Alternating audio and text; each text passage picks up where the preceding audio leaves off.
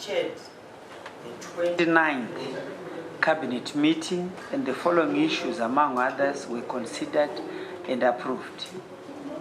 Cabinet noted progress regarding the implementation of the Binga Development Initiative, a brainchild of His Excellency the President Dr. Mnangagwa, focusing on a number of transformative projects for the Binga district. The initiative resonates with the mantra leaving no one and no place behind. Progress to date includes the following: the ongoing construction of the Binga Siakovu Karoi Road, which has registered milestones which will reduce traveling distance from Harare to Binga via Karoi by 300 kilometers. The provision of potable water through borehole drilling and other works that are ongoing, with 74 boreholes having been successfully completed. The construction of additional buildings for staff and students' welfare at the Binga Industrial Training College, and the establishment of 2 additional government boarding schools in the district. The essablishment of the Binga School of Nursing, which is now at an advanced stage. The construction of 2 new clinics at Mabobolo and Manyanda, which have since been completed, and the rehabilitation of the Binga District Mortuary, and the donation of 2 ambulances by His Excellency the President Dr. Mnangagwa. The establishment of the Binga border post is already at an advanced stage, and actual construction is expected to commence in due course in order to support other infrastructure initiatives. The construction of the Binga Civil Registry is 90% complete, whilst the sub-offices have been established in Binga district. The electrification of 8 primary and secondary schools and 300 houses in Binga Township, which have since been completed. The establishment of irrigation facilities close to Gwai Shangani and the Bulawayo Crow irrigation, both of which have been completed.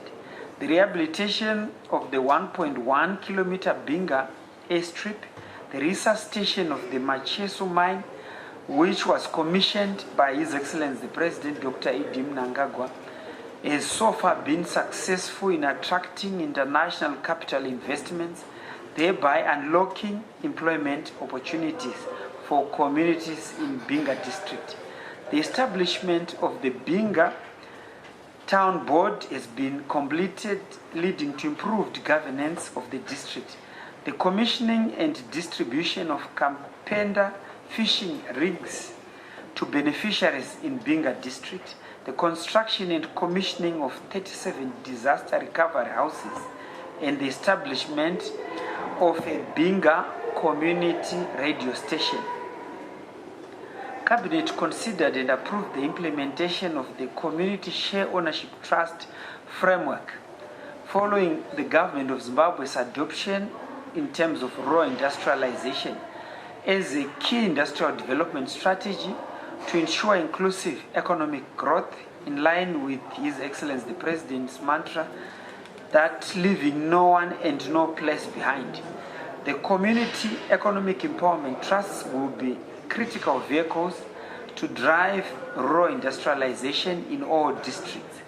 These trusts will be expected to form the vital cog that attracts investments, including partnerships into agro-processing, leveraging on the local agricultural economy and the village business units being established.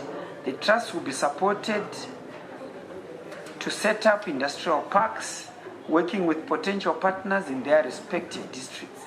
Additionally, the Economic Empowerment and Indigenization Act will also be amended and properly aligned with the new trust on trusts in order to accelerate development towards the attainment of Vision 2030. Furthermore, the proposed Economic Empowerment and Indigenous Amendment Bill will be aligned to the Mines and Minerals Amendment Bill. The implementation framework for community share ownership trusts aims to establish that communities benefit from the extraction and exploitation of natural resources in their respective areas through revenue sharing formulas. Companies that have already complied with laws of the country by paying dividends to the community share ownership trusts under their jurisdiction will continue their operations, while new entrants are subjected to the new requirements.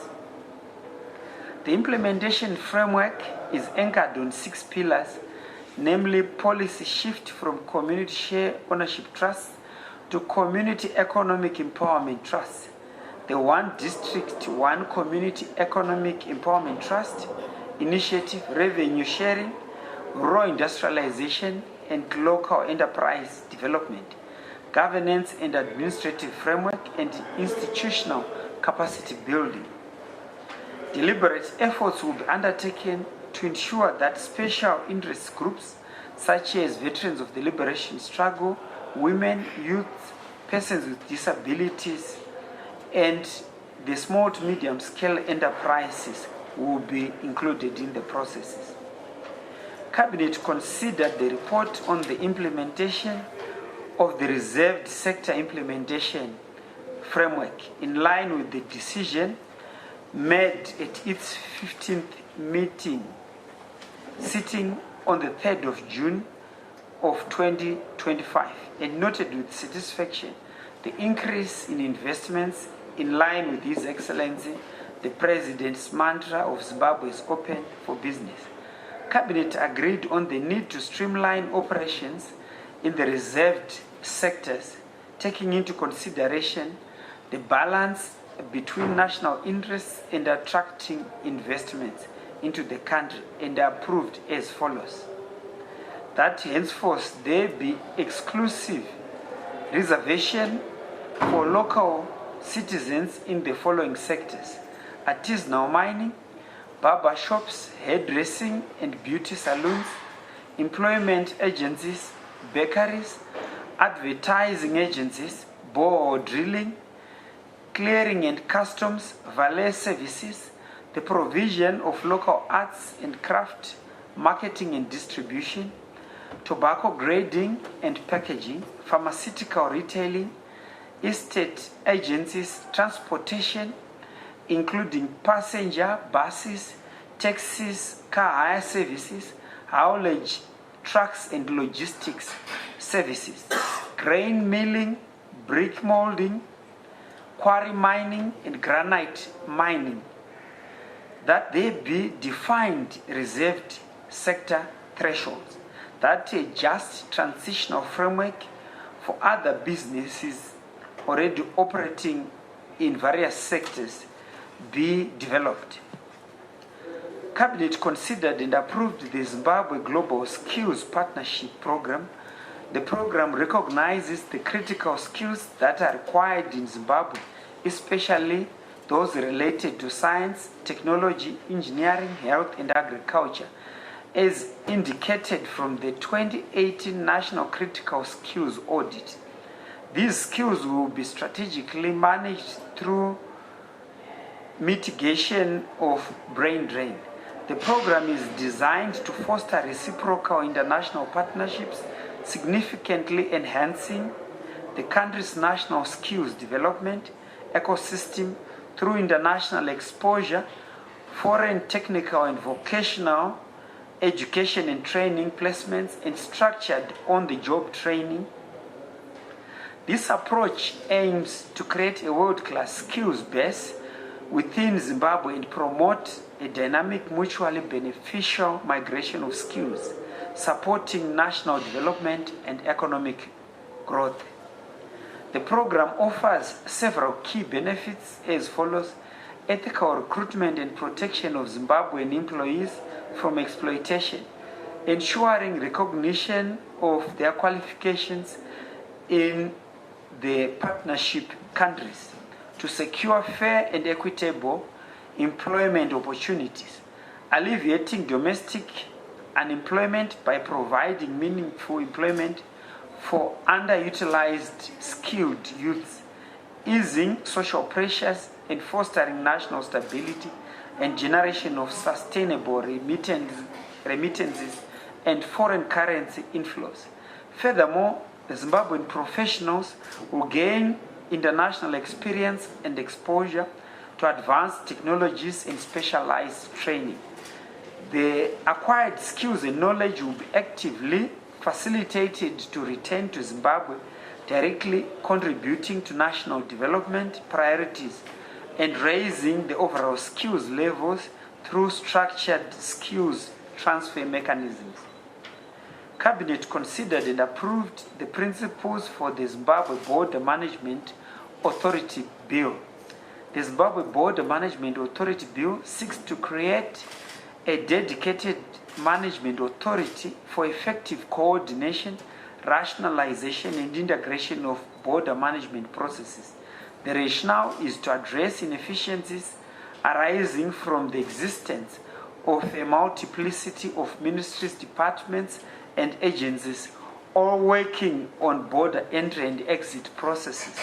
The outcome of the bill will be the creation of a specialized agency under a centrally coordinated authority. Cabinet received and noted the report on the 80th United Nations General Assembly, which was held from the 21st to the 30th of September 2025 in New York, United States of America.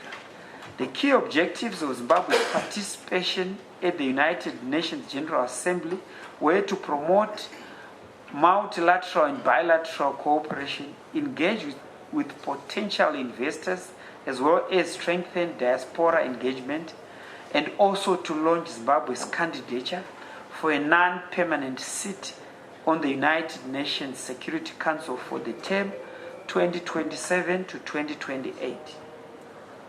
In his speech delivered on his behalf by the Minister of Foreign Affairs and International Trade, His Excellency the President, Dr. E.D. Mnangagwa, reaffirmed Zimbabwe's commitment to renewed multilateralism and purposes and principles of the United Nations Charter. The President reiterated Africa's call for the reform of the United Nations Security Council, the international financial architecture, and global trading system.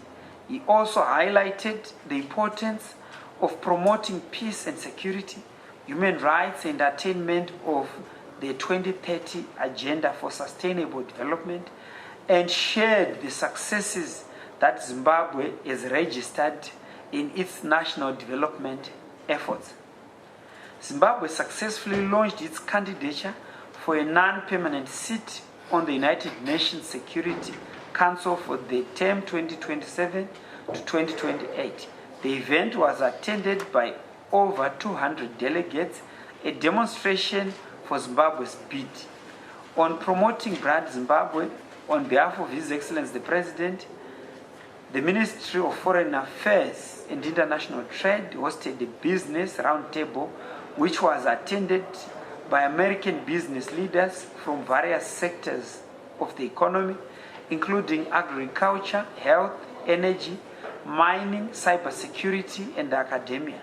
During the diaspora engagement, the minister reassured the diaspora of the government of Zimbabwe's commitment to addressing their concerns and highlighted the investment opportunities that are in Zimbabwe. The Zimbabwean delegation also held several meetings to strengthen bilateral and multilateral cooperation. Cabinet received and noted the report on the 28th Universal Postal Union Congress, which was held from the 8th to the 19th of September 2025 in Dubai, United Arab Emirates. The Congress approved several key reforms to modernize the portfolio of postal products, their remuneration and quality of service to better meet the evolving customers and e-commerce demands. The Congress also endorsed the Universal Postal Union Strategy 2026 to 2029 and its associated roadmap, the Dubai Business Plan. The strategy outlines a future vision for the postal sector focused on a more interconnected, inclusive, and sustainable society driven by a modern postal network. Of interest to note are the significant wins that Zimbabwe made, including securing the position of Vice Chair for the General Policy and Management of the Union Committee and the historic election to the Council of Administration of the UPU. This position solidifies Zimbabwe's role as a key player on the international stage and positions the country to lead in terms of the modernization of postal services on the continent. Zimbabwe will also co-chair a committee of 4 in terms of the Council Administration on Development, Cooperation and Technical Assistance. I thank you. Thank you very much, Minister, for presenting today's cabinet highlights. We now move to the first round of 3 questions. Over to you, colleagues. Yes.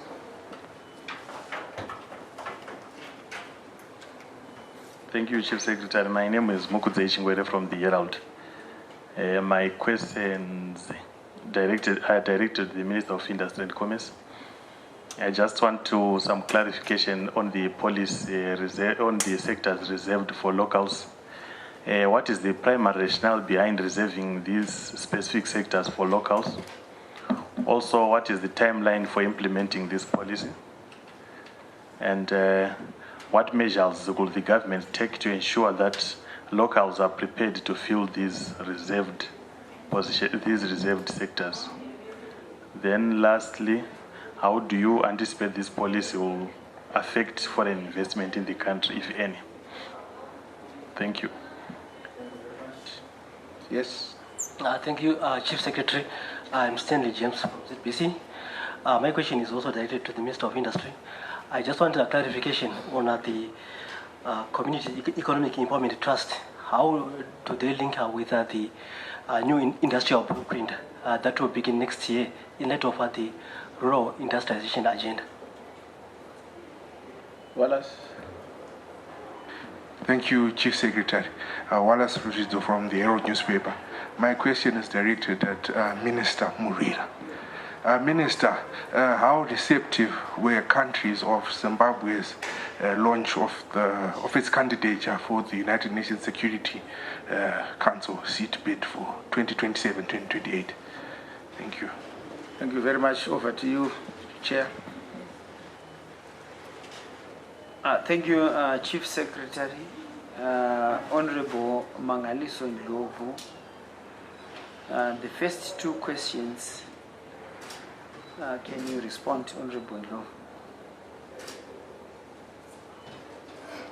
Thank you very much, Chair, Honorable Mskwere, and thank you, Mukuzei, for the questions. On the primary rationale, maybe just to clarify that this is not a new policy. I'm sure you know that it's a policy that has been there since 2012, 2013. But we are just making it more effective, more implementable, and again, so that we can better achieve the aspirations of the policy. Reserved sectors ordinarily are those sectors that are observed to have low entry barriers and critical in our economy for the inclusion of our people to participate, also for employment creation. These are sectors that would ordinarily be providing support services to bigger sectors within the economy. So the rationale really is to say, as we anticipate accelerated growth of our economy, you would know that we have revised our growth prospect to around 6.6% this year. We need to grow this economy with our people. Our people need to be supported to participate more, and hence this policy. Again, our observation is that there is already participation of our locals, but there will be support mechanisms that will be put in place, particularly from a devolved structure of the economy from our provincial governments, to see how best we can provide necessary support for our people to participate more in this. If you listened carefully to the chairman as he was presenting, we have said that the reserved sector policy strikes a balance between our national interest as well as the need to continue opening Zimbabwe for business. The two are not mutually exclusive, and it is structured in such a way that foreign investors will continue to find comfort in investing in Zimbabwe. You surely would not be expecting FDI to be accounted for in your saloons and those sectors that really have low barriers to entry, are less capital intensive, and really are the ones where you would expect to see the locals playing in. So we believe that there is no negative implication really on foreign direct investment. Comrade Stanley James is looking at Community Economic Empowerment Trust and the relationship with the upcoming industrial development policy. These trusts, they are already there, most of them. They just need some bit of capacitation. We needed to realign them so that they are focused towards Vision 2030 and that they are active participants in the economy as they contribute towards attaining our targets. They will be very pivotal in promoting rural industrialization, in promoting local enterprise development, where we are looking at the local communities participating strongly in the supply chains or value chains of the companies that are operating within their jurisdictions. So there will be a section on rural industrialization in the industrial development policy. I'm preempting it now, it's a bit premature, but also expect a more detailed economic empowerment policy, which will then be crafted following these approvals by Cabinet, which will incorporate both the Community Economic Empowerment Trust and the reserved sectors. This is where we will be more elaborate in terms of how these will drive community participation as we uplift our communities towards upper middle income economy by 2030. I thank you, Chairman. Thank you, Honorable Ndlovu, for the responses. The third question is to Honorable Emon Murwira. How receptive were countries in terms of our bid? Thank you very much, Chair. I want, first of all, to say that His Excellency did a local launch for our bid here, and we then went to New York at the UN General Headquarters, where we were launching our bid on the 25th of September 2025. I want to say that the reception was fantastic.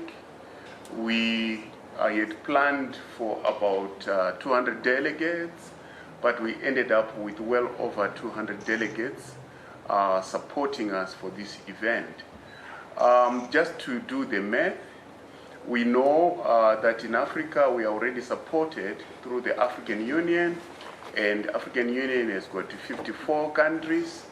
And we have been continuously, and we are still continuously working on what we call the reciprocal support arrangements with countries, and we have so far signed reciprocal support arrangements with countries outside of Africa amounting to 80 countries. So if you do your simple math, it shows you that at this early stage of the campaign, we already have got 54 African countries, plus 80, which gives us 134. The minimum threshold that we need is 128. So it means we are already over that threshold. We were able to meet countries from several regions of the world. We met with Philippines, which is from the Pacific side of the world. We were also able to meet with Nicaragua and Venezuela from South America side of the world. We were able to meet with Qatar foreign minister, as well as UAE from the Middle East side of the world. We were able to do a lot of meetings. As you know, we went to the Russian Federation at some point. And we also went to the People's Republic of China. So we really are enjoying at this moment. It's looking good, but we keep on working hard because we really want to make sure that Zimbabwe participates in the Security Council. Is of our strategic interest, but it's also of an African interest.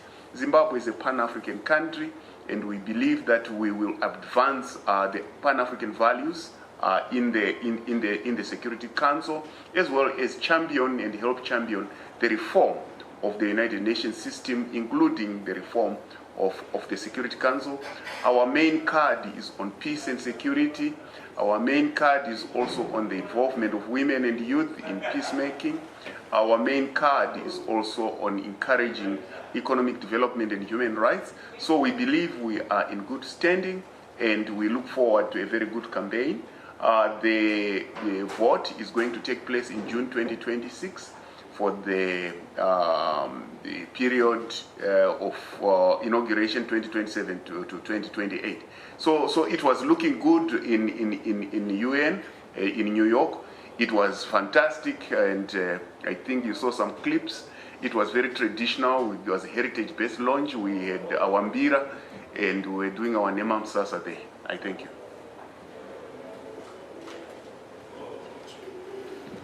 We now move to the last round of questions. Last round of questions.